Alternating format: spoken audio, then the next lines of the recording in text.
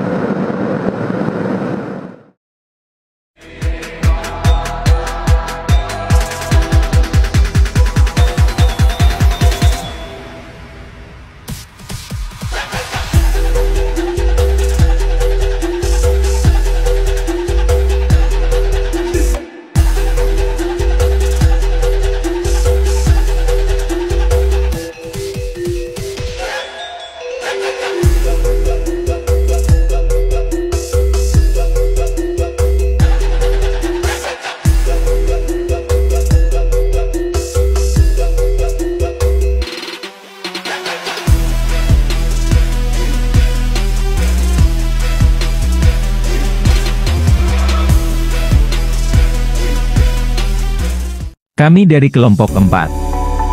Studi lapangan pelatihan kepemimpinan administrator. Angkatan 4. Provinsi Sulawesi Selatan tahun 2023. Lokus pada Badan Kepegawaian dan Pengembangan Sumber Daya Manusia Kabupaten Badung. Adapun visi Kabupaten Badung: melanjutkan kebahagiaan masyarakat Badung melalui pengembangan yang berdasarkan Trihita Karana. Dengan misi Kabupaten Badung yang relevan dengan tugas pokok dan fungsi BKPSDM.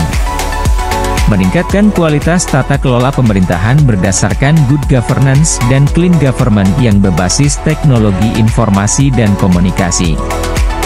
Adapun potensi aparatur sipil negara Kabupaten Badung, data per 31 Desember 2022 dengan jumlah pegawai yaitu 6.890 orang. Sedangkan potensi aparatur sipil negara Badan Kepegawaian dan Pengembangan Sumber Daya Manusia Kabupaten Badung dengan jumlah 71 orang. Berdasarkan jenis kelamin: laki-laki 39 orang, perempuan 32 orang. Adapun tantangan Badan Kepegawaian dan Pengembangan Sumber Daya Manusia Kabupaten Badung adalah mewujudkan ASN yang profesional dalam budaya kerja melayani dengan indikator 1. Indeks Profesional ASN, 2. Indeks Sistem Merit. Adapun pembagian tugas pada BKPSDM Kabupaten Badung: Sekretariat mengurus elektronik office atau elektronik surat. Bidang pengembangan sumber daya manusia menangani tugas belajar dan izin belajar. Bidang pengadaan, pemberhentian, dan informasi menangani pensiun, karsi, karsu dan karpet.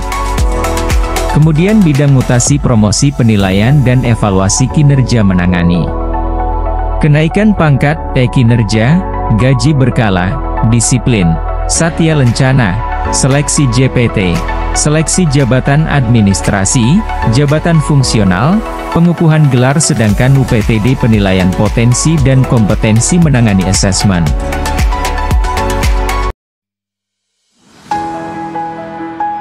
Ibu Andi Nurjaya, SE mengatakan bahwa sebuah ide, gagasan harus dikawal dan diimplementasikan sehingga menjadi inovasi. Pak Yahya Wadud, SH menyampaikan bahwa dalam era global yang dinamis pemerintah Indonesia dituntut untuk mampu mengembangkan diri dan meningkatkan daya saing. Pak Andi Sadaruddin, SSOS, MSI mengatakan bahwa pemerintah Indonesia harus mempersiapkan segala sesuatunya agar dapat berkompetisi dengan negara-negara lain. Pak Muhammad Fasrah Nur, SSTP, MSI menyampaikan bahwa salah satu faktor penting dalam peningkatan daya saing adalah kualitas pengembangan kompetensi. Sedangkan Ibu Nasrah Anita Sari Rashid, SE, MADMKP mengutarakan bahwa peningkatan kompetensi pejabat instansi pemerintah adalah suatu keniscayaan yaitu melalui pendidikan dan pelatihan kepemimpinan, Diklat Tim. Pak Andi Bustanil, SAP, MAP mengatakan bahwa kita perlu perkuat karakter dan sikap perilaku integritas, serta etika publik yang baik, taat pada nilai-nilai, norma, dan moralitas yang selalu dipegang teguh. Pak Daud Lolang, SPT menyampaikan bahwa kita harus mempunyai visi dan misi yang unggul dan hal itu harus diimplementasikan ke dalam program-program instansi. Pak Sutrisno Parintak, SE, MSI mengutarakan bahwa kolaborasi adalah suatu keharusan baik secara internal dan eksternal, menuju arah efektivitas dan efisiensi pelaksanaan kerja organisasi. Sedangkan Ibu Andi Duyanti Musrifah, SE, MM mengatakan bahwa inovasi yang benar adalah yang memberikan manfaat sesuai bidang tugas sehingga program-program instansi akan lebih efektif dan efisien. Selanjutnya Ibu Isnawati Jafar, SSI mengatakan bahwa kita harus optimalkan seluruh potensi dan kompetensi sumber daya manusia yang unggul menuju Indonesia transformasi leader.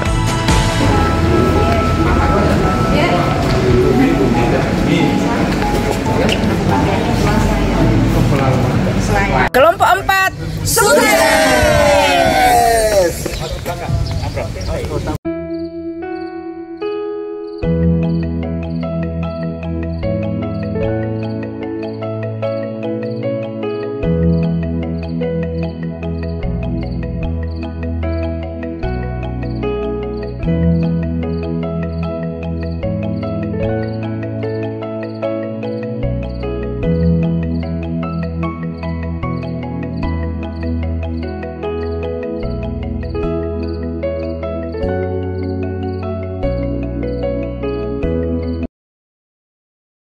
Oh Halimah, kau curi hatiku, selayang pandang pelepas rindu. Aku bertemu dengan dirimu di Sabtu malam di bulan yang sadu. Oh Halimah, kau curi hatiku. Oh Halimah, kau rebut hatiku. Oh Halimah, kau jadi pacarku.